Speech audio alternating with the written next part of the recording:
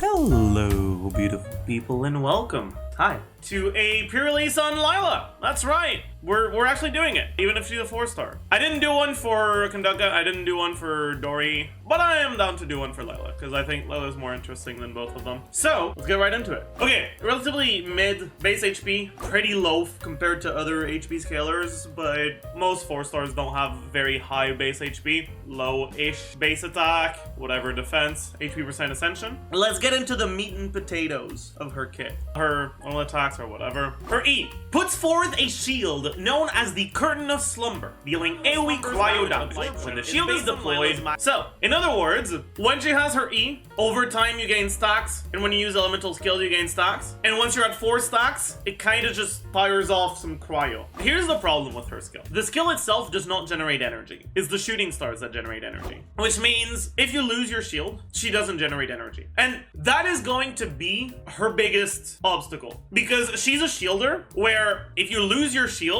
she stops being good. If you put her on your team because she's a cryo shielder, then that means you care about the cryo energy generation. You can either build enough ER on your character so that even if your shield breaks, that's fine, but then at that point, why are you playing a cryo shielder? Or you can build lower ER and rely on her energy generation, but then if you lose your shield, you don't get your burst back. Which means that you really don't want her shield to break. Another thing that is in her passives, when she shoots off a star, she gains shield strength. Let's actually look at how strong her shield is. We're gonna do this for a few of the shielders to put into context how strong her shield is. So, let's do C0 Layla, HP, damage, crit, and then C0 Layla, HP, HP, HP. And we're gonna use the TOM set. So, let's take a look at other shielders. So the shield, if you're going for damage stuff, is a little bit bigger than C0 Diona, but Diona also has healing. And if you lose Diona's shield, she doesn't stop becoming useful because she generates her energy on her E. Let's look at Toma.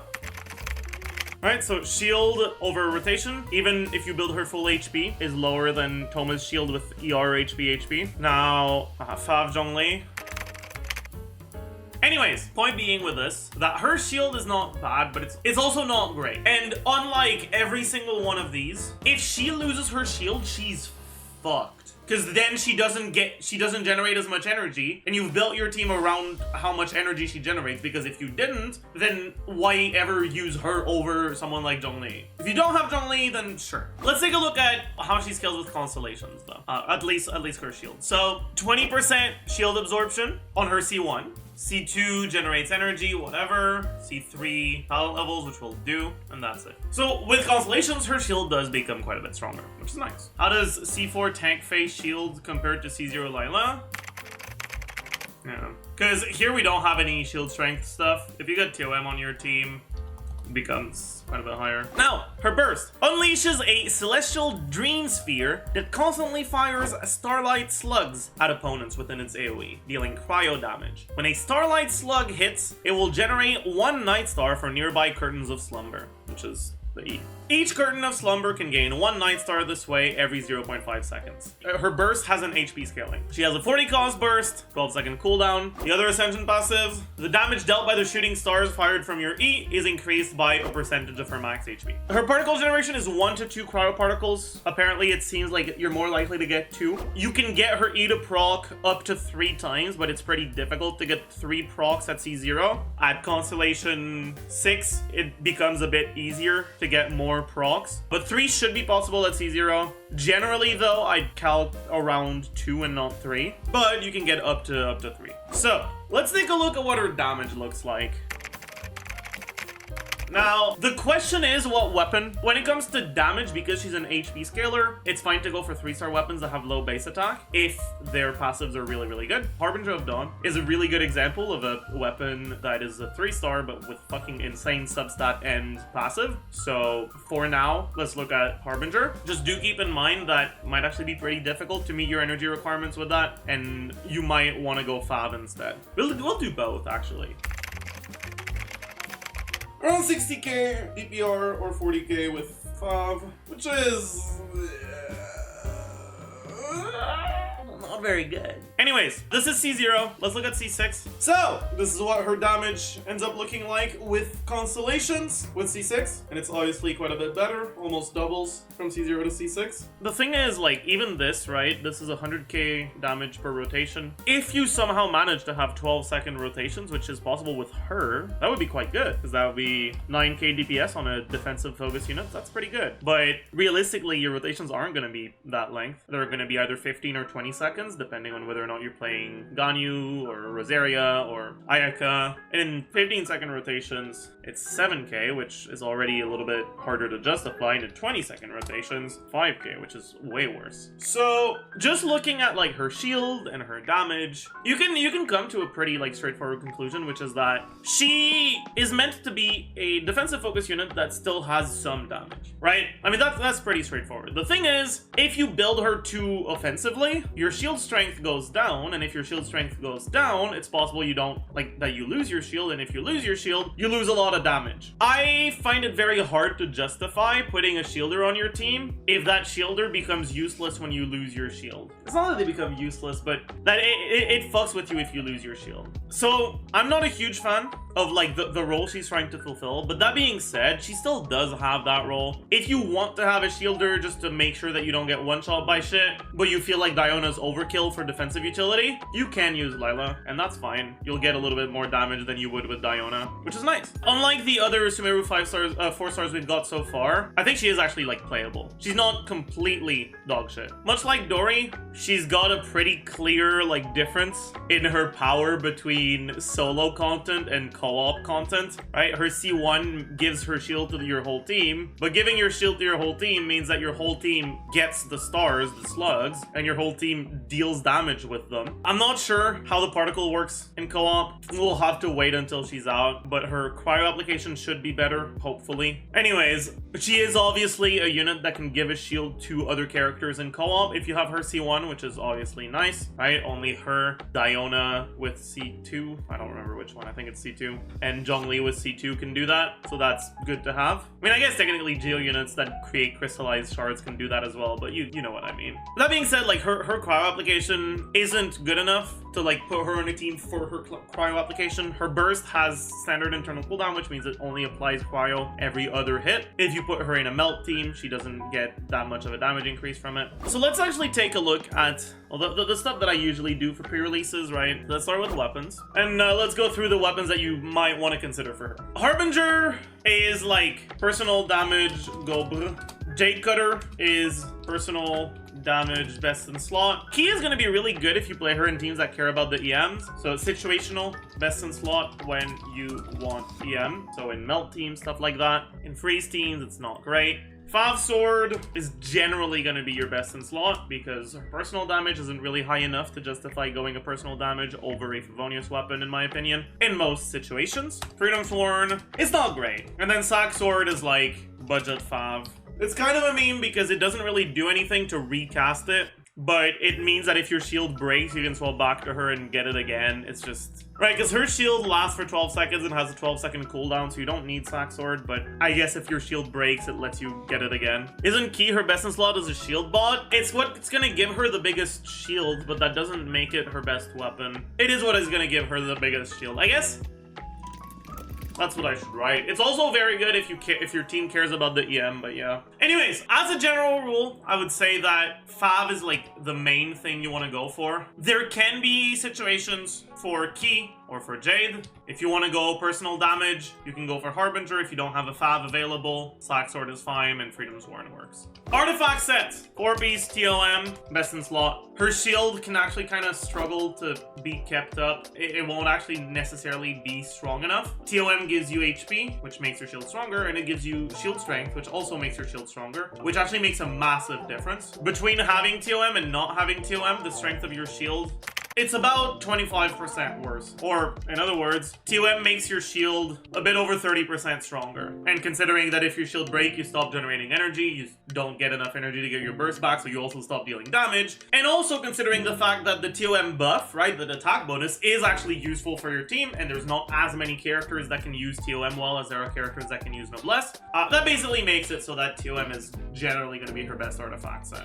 She does have other options. If you look at where her damage comes from, if I remove the skill, she's got 75, 76, and with the skill she's got 105, which means that about 70% of her damage is coming from her burst, which means that if you want to focus on her personal damage only, you can go for stuff like Emblem. If you go for a freeze team, you can go for Blizzard Strayer. You can go for 2-piece with TOM and Blizzard Strayer, or TOM and whatever else. That being said, unironically, I would never do something other than TOM on her. I don't think it's worth it. Like, I just don't think her personal damage is high enough to justify going something other than TOM. Especially because TOM isn't even that bad for personal damage, because it does give her the HP. Artifact stats: HP, damage, crit, ER, damage, crit, HP, HP, HP, right? Those are your three options. Generally, you're going to want to go for HP, damage, crit. If you're going for a weapon other than Fav's sword and your team doesn't generate enough energy, you can go for ER, damage, crit. And if you just want to have as big of a shield as possible and you don't care about her personal damage, you go HP, HP, HP. You can also consider HP, HP, crit for Fav, but ideally you'd rather have that crit from substats. Finally, because her primary role is a shielder, then she's less of a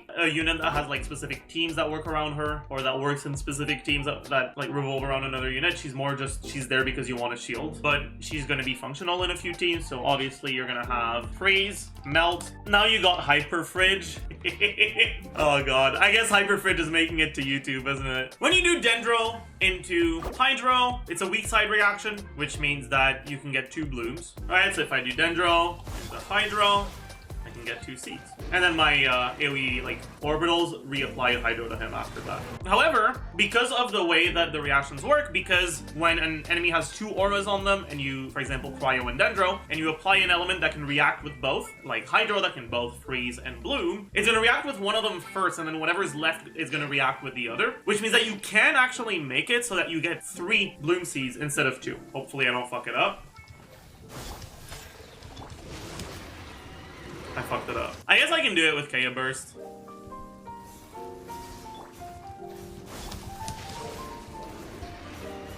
Alright, so as you can see, I've got 3 seeds instead of 2.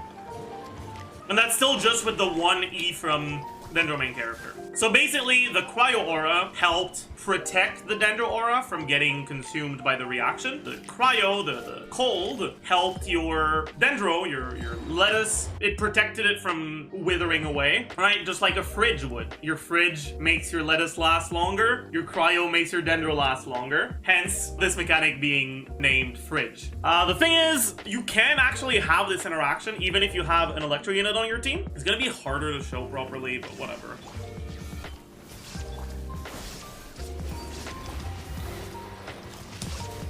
And you can generate more seeds than you otherwise would be able to, which obviously means more Hyper Blooms. Let me do it again, but better.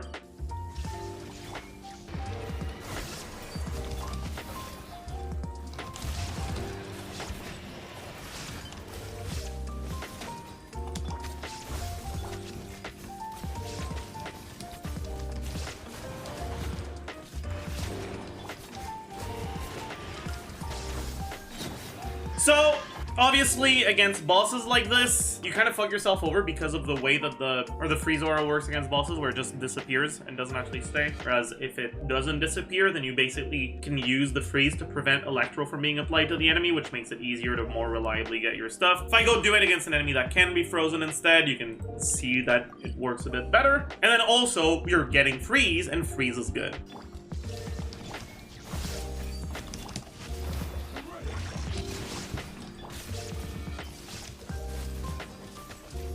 Right, and they stay frozen for a bit, you get a bunch of seeds, you vibe.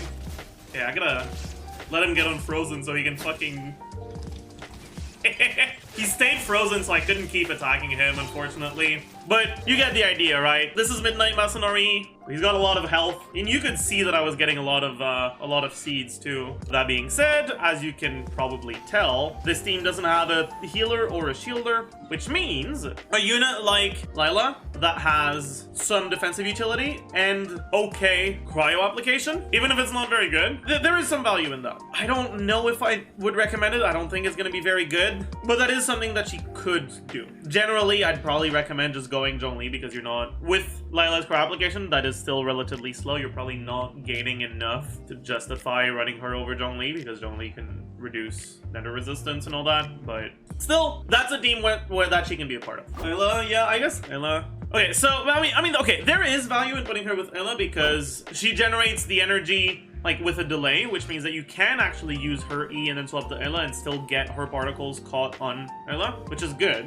But Eula's a character that gets punished really heavily for dashing to dodge, right? She really wants to do her combo. She wants to do like the same combo every time, and when enemies are attacking and you have to dodge, you actually lose a lot of damage, a lot more than you would on other characters because it makes you get less stack on your burst, which means that she's a bit more vulnerable, and being reliant on a shielder that stops giving you energy if you lose your shield means that you can't afford to lose your shield. And on a character like Eula that can't really dash during their combo without losing a lot of damage, I wouldn't recommend that over Diona. But it still works if you want to play her there. So Eula, Hyperfridge, okay.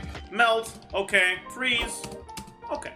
She's not going to be great anywhere, but she's a shielding option that is functional in a few of the teams. And that's good. That's good. That's Pog. We take those. I think she's a lot better than Dori and Kandaka, but honestly, I still don't think she's all that great. She's functional. She's fine. That's nice. She is kind of constellation reliant. Well, C1 is already a pretty big boost in defensive utility with her shield. C6 is a pretty big boost to her damage, but her damage is like, anyways. Realistically, C1 is the one that matters the most, and then C3 because it makes your shield like talent level higher. But yeah, like she's a pretty balanced, underpowered but balanced in the sense that like, yeah, she's not that strong, but she's not a character that like is completely unusable. I'd say she's very similar to Pre-Dendrotoma, which is like, Pre-Dendrotoma is a character that people really underestimated, I would say, because he is good at what he does, which is being a 4-star shield option. I mean, she's probably a bit better than Pre-Dendrotoma, but not by that much. Anyways, that kind of does it for the stuff I wanted to talk about for Layla. I hope you have fun playing her if you